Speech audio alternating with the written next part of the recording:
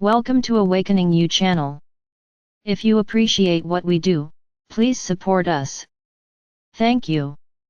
Here in the spiritual realms we are cheering you, humanity, onwards towards your inevitable awakening into your natural fully conscious state where the energy field of love, the life force, maintains you eternally alive, vibrant, joyful, and creatively motivated in every moment.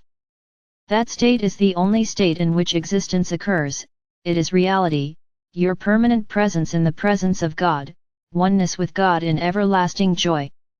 There is nowhere else, there is only that infinite state of being one with God, where separation and the illusion it maintains with all its suffering, sickness, scarcity, competition, and war are unknown because they are unreal. Within the illusion, where humanity experiences life as a constant struggle against seemingly overwhelming odds just in order to survive, the concept of a state of perpetual peace, joy, and love seems insane, impossible, a wild dream that can never be realized.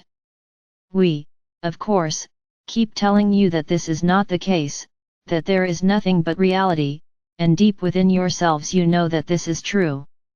That is why you have such powerful yearnings for something far better than the life you are undergoing.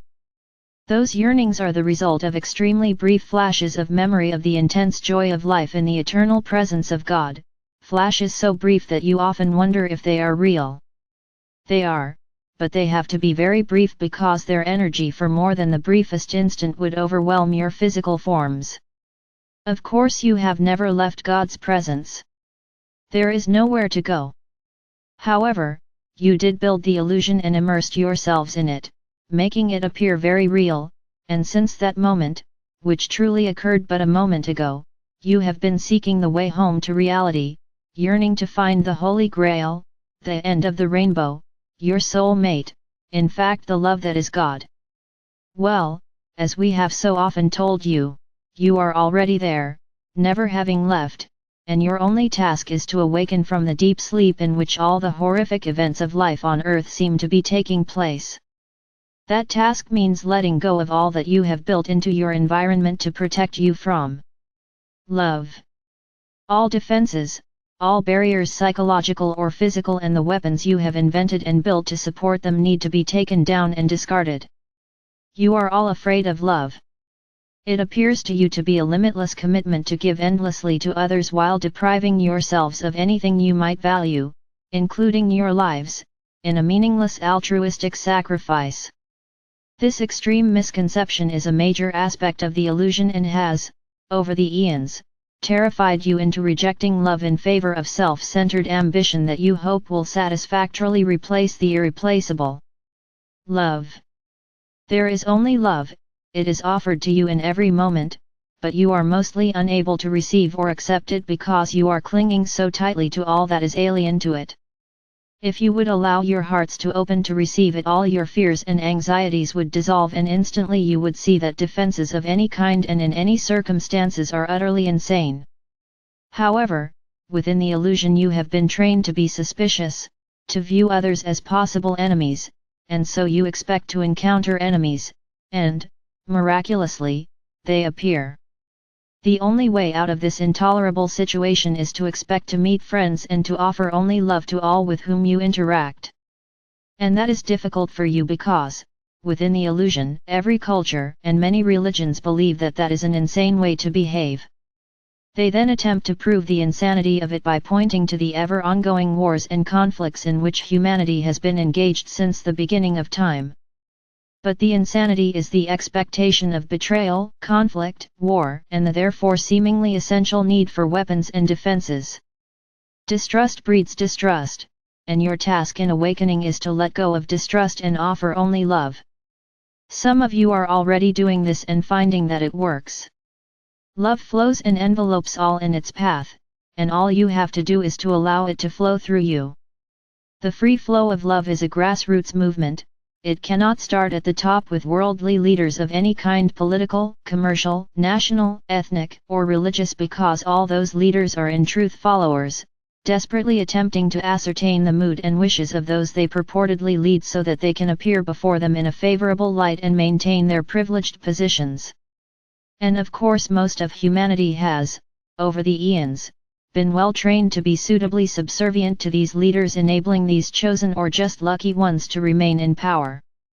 The secret to maintaining power is to convince those beneath that there is a threat from enemies in other cultures or nations, and that only they, the ones in power, can do an adequate job of providing protection from these perceived enemies. Sometimes it seems that a more moderate and honest candidate for high office might do a better job, and elections are held in the hope of finding a new and suitable leader. But the system is designed to disable anyone who, on getting into a position of authority, appears to be making progress towards peace and trust. Change starts at the grassroots level, that is one person at a time. It may sound a little optimistic to expect that sort of change to make any real impression across the world, but, as you are well aware, there have been a number of successful grassroots movements over the last few decades that have succeeded in achieving their most admirable goals. And all of them were initially guided by love. However, success often led to arrogance, negative judgments, and then to internal disagreements after the fact, and many of these movements disbanded or disintegrated. But the members of many of these movements were changed as a result of their successes, and they realized that love and cooperation were the only meaningful ways forward. They have not changed their minds, and many of them are today very actively promoting peaceful, respectful, listening to divergent viewpoints, having realized that there are always points of agreement, and that all basically want peaceful solutions to the issues with which they are dealing, solutions which make each side a winner.